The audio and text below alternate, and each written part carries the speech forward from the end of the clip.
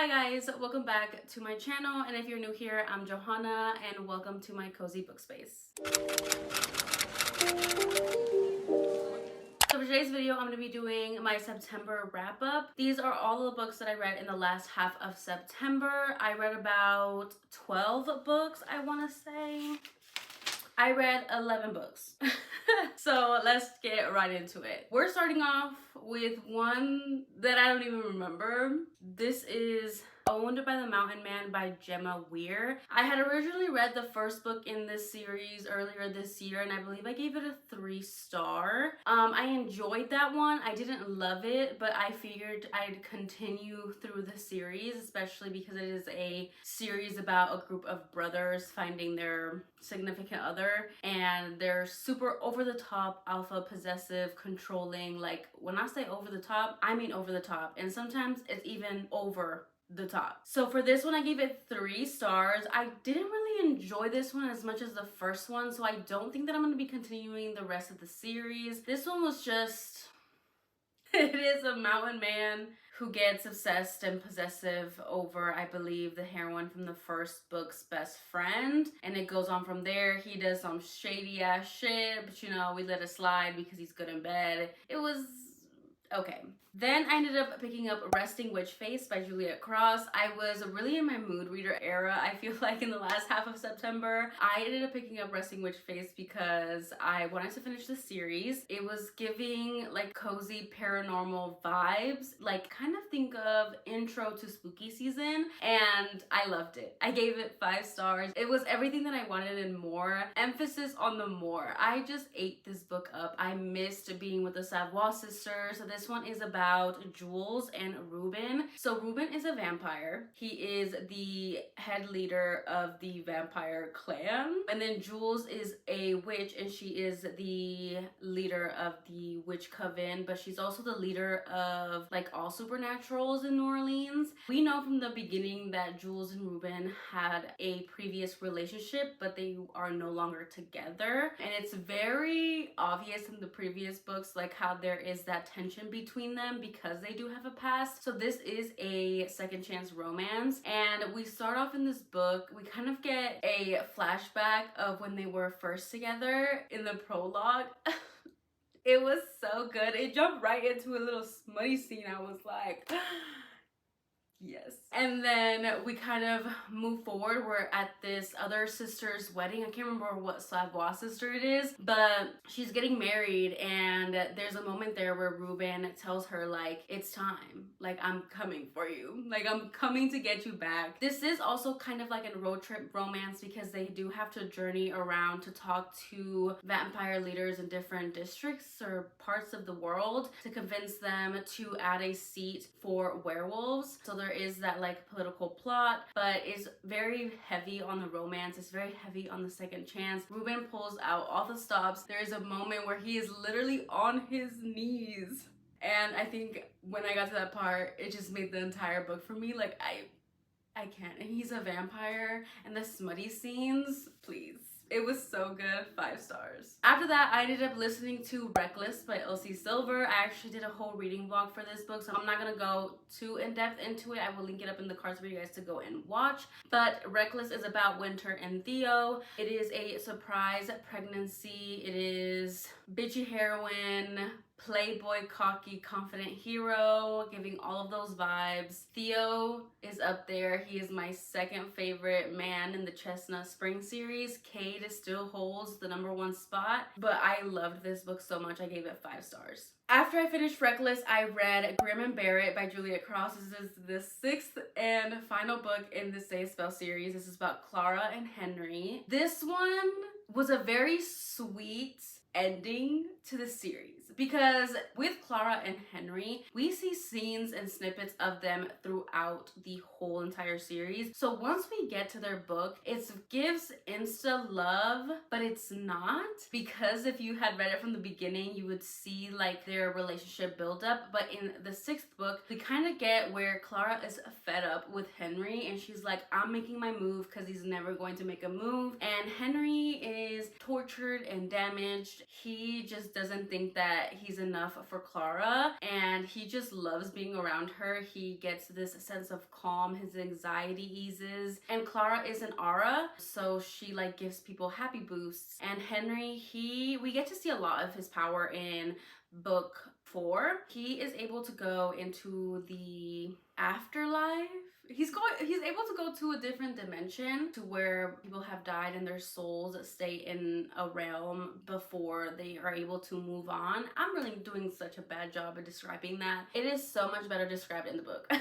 There is a plot and things happen. It's very entertaining, and the relationship is very sweet. It is a very sweet relationship, but don't get me wrong, it is still smutty. There's a lot of book talk here because Clara does have a book club. She loves books, and then Henry owns this house with this giant library, and there is a library ladder scene. It was so good. Henry got it going on down there. You know, he got a little extra things going on down there, and it was just fantastic. I couldn't give it any less than 5 stars just because I love this world. I love these characters. I love the sisters. I love every single man in this book, and it deserves nothing less. I loved this. The ending, I did tear up. But I also loved how we kind of rounded up everything, and I believe we got a snippet of something that maybe Juliet Cross will further in the future come out with. I don't know, but whatever it is, I will be reading anything and everything that Juliet Cross comes out with, as well as I need to get to her backlist. Moving on, I read Love Flushed by Evie Mitchell. This is the 2nd book in the All Access series. I'm not sure when the 3rd book comes out. I think there's gonna be like, what, 4 books in this series? I can't remember. Love Flushed is about Link and Annie. So Link and Annie had a previous relationship when they were younger, but something happens, they're no longer together, so it's giving second chance romance. So Annie owns a toilet paper company because she has Crohn's disease. I believe that's right. I'm like 99% sure that's what she has. But yeah, so definitely has disability rep. I really enjoy Evie Mitchell's novellas because they give you insight on all of these disabilities. And Link, he was actually a manager for his dad's company. His dad gets hurt, so they have the dad sign ownership to Link, so he now owns this company, but is doing really bad because of their father and stuff that he was doing under the table. So Link and Annie link up to own this business together because Annie does need a new manufacturer because something happened with hers, and they kind of have to come back and work together. There's always been this tension, this chemistry between them, so they sometimes have a little bit of a friends with benefits, but Link ends up being like, this is it, like, I'm gonna make it work, I'm gonna grovel, you're the one for me, we're meant to be together. And Annie, she's a little reluctant because she was so hurt previously, and I really enjoyed it. I gave it 3 stars. I didn't love it as much as I did the first one. There was something about this one that just didn't hit for me, but I still enjoyed it, and I enjoyed the book. I loved what it had to offer. It just didn't hit, and that's how I can explain it. It just didn't hit. So yeah, 3 stars for that one. Then I ended up reading Booted by Pam Godwin. The 3rd book in the Trails of Sin series by Pam Godwin. This one I gave 5 stars to. Are we surprised? No. Listen, I was reading a lot of series that I needed to finish, but there were also like backlists from some of my favorite authors, so it's just automatic 5 stars. Like, what can I say? So this one is about Lorne and Raina. So Lorne is the brother of the heroine of the 1st book, and he's the one who ends up going to jail. So he goes to jail for what, like 10 years or maybe 8? Honestly, I don't know, but it was a long time. So when he comes out, he is not the same man that he was. He is hard and rugged, and he has anxiety, but like social anxiety. He is very aware of his surroundings. He's always in this like survival mode, and you can see that in the way that Pam Godwin's writing is just so beautiful. And we have our heroine Raina, which we meet in a previous book. She is actually in this like tough situation because she was in a consensual but also not consensual relationship with the hero in the 1st and 2nd books father, and we get to see why she was in this position, what she was doing it for, how she became to be the woman that she is. And she has a very tough view on sexual relationships. She doesn't do actual relationships, and the way that Lorne breaks down every single one of her walls, it is just done so amazing. There are quotes in this book that hit. There are smutty scenes that hit. The way the relationship buildup was, it wasn't to me insta love, but it was giving soulmates. Just like every book by Pam Godwin, they are all soulmates. You can't tell me otherwise. Lorne, I feel for Lorne. He was also a damaged, tortured hero, and I just eat those up, and it was amazing. It was everything that I wanted and more. It was the perfect ending for this trilogy. I am so happy I have read it. It is definitely an all-time fave. Will always be an all-time fave series. It was nothing like I'd read before. Please read this series. After I read Booted, I read Wanted by Laxmi Haran. Probably butchered that. But anyways, I gave that 2 stars. I didn't love it. It was free when I downloaded it and I had it on my Kindle, and I was really itching for a paranormal book, so I ended up picking it up because it was also novella length. But what I didn't realize is that this is like 0.5 of a series. So I read it. I didn't love it. I gave it 2 stars. And then I jumped into Taken by the Alpha by the same author. This is actually book 1. Book 1 felt repetitive to me, and it was also not good. I don't know what to tell you. It just wasn't, it didn't hit. It wasn't anything special. I gave Taken by the Alpha 2 stars as well. I will not be continuing this series. You don't even get an HEA in Taken by the Alpha. I believe there's like another one after it, and then it might be over, but who knows? I don't know, because I'm not continuing it. But I ended up continuing on to Taken by the Alpha because I had that one downloaded as well from when there was like a Stuff Your Kindle day, and it was free, so I downloaded it, and since I had both of those, then I read them, but I will be deleting them from my Kindle library because it wasn't for me. After that, I read Taken by a Sinner by Michelle Hurd. I was really wanting a mafia romance, and I did put a poll on my IG about which mafia romance I should read. This one won. I know this one is a favorite amongst a lot of people. It wasn't a favorite for me, but I will say that I did have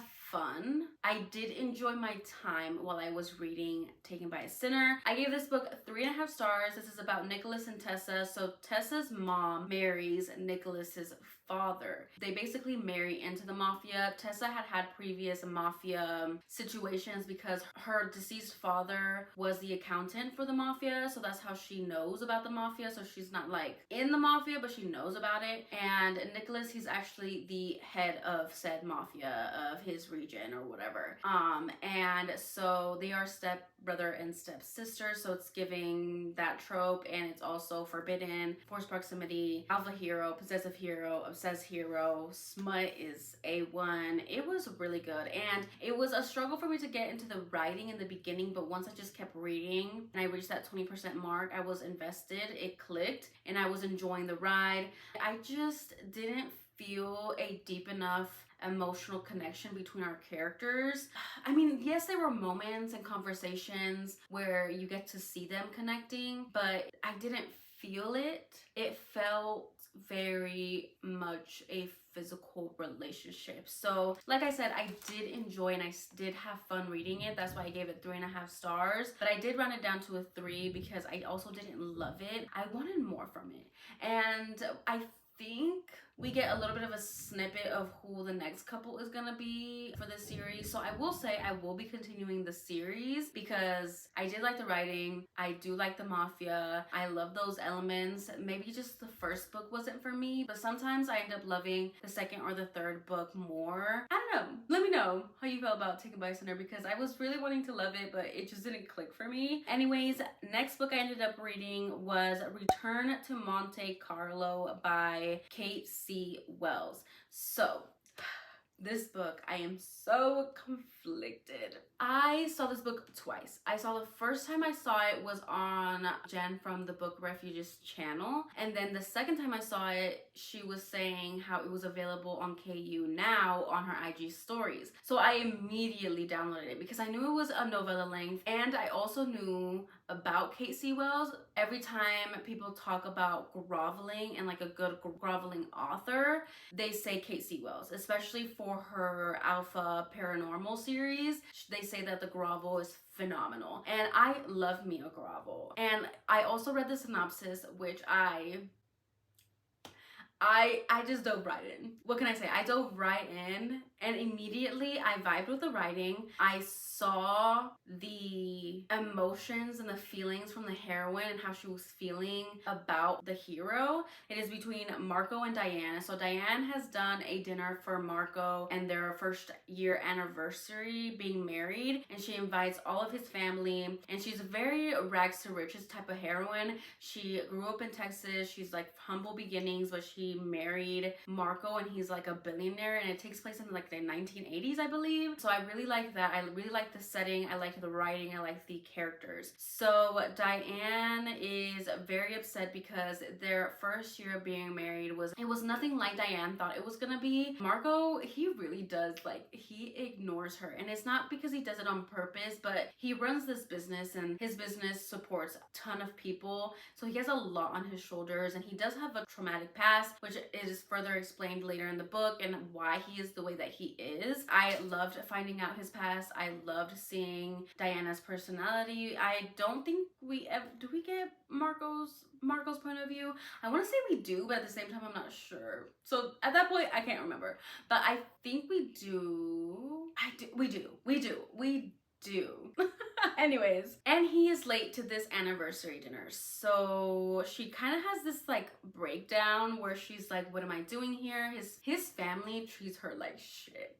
Okay, and she puts up a lot with their shit because how much she loves Marco. He comes home. Diane had slapped his sister, so it was like that very like angry tension going on there, and then he doesn't react the way that he should have reacted, and so basically Diane has had enough and she runs away. She goes back home. She doesn't tell anybody, and I believe there's like a time jump of 5 or 6 months, and she finds out that she's pregnant. She calls Marco to let him know that she's pregnant, and from that one phone call he's able to trace her phone and find her. He's there immediately, okay, which I liked, and he is saying like he like kind of strong arms her to come back home, and he like threatens her, which I was like, oh, you know, like he like threatens her to come back home. But at this point Diane has had time to like realize what she wants and what was wrong, and she doesn't put up with his shit anymore, so she says things like it is, and there is quite a bit of miscommunication. I feel like if you think about it, that's the main issue, but it didn't feel like that while I was reading it. I really enjoyed it. The smut scenes, they they will live rent free in my head for a time. They will. It was just nothing like I had ever read before. It was very, very rough sex. It was giving a little bit of CNC, but everything was consensual. They just like had like to play that way. And I also loved how the hero was a little bit damaged, a little bit of a tortured hero, and how he felt about the way that he treated her like during their sex play. Like it turns both of them on, and it's very consensual with the heroine, but the hero always feels like he shouldn't be treating his wife like that, this and that, but he like really enjoys it. And the aftercare in this, stop it right now. I love the aftercare. So with the smut, the relationship, everything was just so good. Maybe the thing is that it wasn't long enough, because they do kind of start connecting more and more. We get our smutty scenes, we get some communication, but at the end he's like late for something again, and then he grovels. He doesn't grovel. He literally gets on his knees and he's like, I'm so sorry, it was a schedule mix-up. And she's like, never do that again. And he's like, okay. And then he fires his personal assistant and HEA. It was so sad. It was so sad, you guys, because I was eating this book up. I read it in one sitting. I downloaded it when I got into bed, and I didn't go to sleep until I finished this book. It's like 200 and something pages. It was like 4 hours long, 4 hours of reading. I was eating it up, but I was left disappointed. So I'm giving it 3.5 stars, but I'm rounding it up to a 4 because I loved it so much. I need to read something else by Kate C. Wells, because if they call her the grovel queen, it has to be for a reason, but this book was just not it. I needed more. I needed it to be longer. you guys. I loved our hero. I loved our heroine. I loved their relationship. I loved the smutty scenes. I loved their connection. I felt it in my soul. Like, I knew they were soulmates. But where was the grovel and why did it end like that? So yeah, that's it. That's all I would say. I feel like I talked about it for way too long. Last book that I read for the last half of September was The Alpha's Resurrection by Marlo Roy. This is another series that I ended up finishing. I gave this book 5 stars. This is about Jake and Zora. So Jake, we actually meet in the first book of the series. He is the one who is kind of deranged and kidnaps the hero from the first book's mate. He is basically let live because the hero from the first book knew Jake from before the apocalypse. They were best friends. So he lets him live. He lets Jake live with only one rule, that he doesn't speak or go near the Omegas in the pack. So in book 2, we basically get snippets of him and how he's doing. Then in book 3, we get his story. So he's doing so much better, yet he doesn't feel included in the pack because of his previous actions. People still hold that against him, but he had already been through so much after the apocalypse. Like during it, like the first few years, he was going through it, and we find out his past trauma and why he did the things that he does. And now he's like a construction worker really in the pack. He builds the homes, he's building watchtowers. Zora, she comes to this pack because she's looking for a mate. She's looking for an alpha because at her original pack, her parents are very neglectful. They're very mean. The way they view Omegas in her pack is very degrading, but they somehow let her go visit this other pack. She is a babysitter in this pack. She babysits all of the pups and stuff. She talks to all the alphas of the pack because she's trying to choose a mate, because if she doesn't choose a mate in this pack, then her parents are gonna make her marry her cousin in the other pack. And yes, her cousin. So while she is kind of talking to all of these alphas, and all of the alphas want her because all of the alphas just want an Omega, right? While she's doing all of this courting or whatever, she always feels somebody watching her, and it is Jake. He watches her. He is not obsessed with her. You could say he's obsessed with her, but he is just very intrigued by her. He thinks she's beautiful, and they do have like a bit of a conversation one night, but then he ends up leaving to go work on a watchtower. He needs to step away from her because he can't have her. It's a very forbidden, but it's also forced proximity, because we have situations where Jake ends up teaching her how to swim. Jake is just a very tortured, reluctant to love, damaged hero, and again, those are my favorite.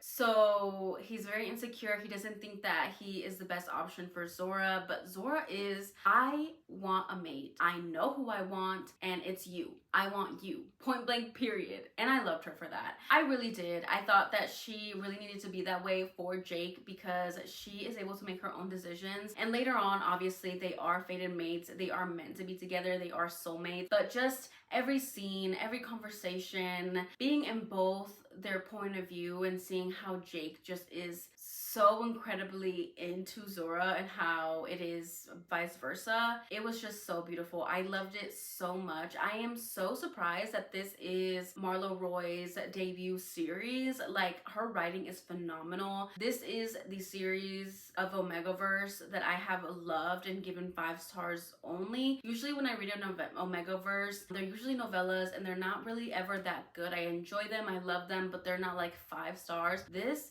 is 5 stars. I believe in the relationship. They are true soulmates. I loved it, and there is a little bit of groveling here at the end, which I love as well, and it was just the perfect book to end off September with. So those were all the books that I ended up reading for the last half of September. Let me know what your most favorite book of September was in the comments below. I would love to know. If you don't want to comment any of that, then go ahead and leave me a wolf emoji down below in the comments. Again, thank you guys so much for watching. Don't forget to like, comment, and subscribe, and I will see you guys in my next one. Bye, guys.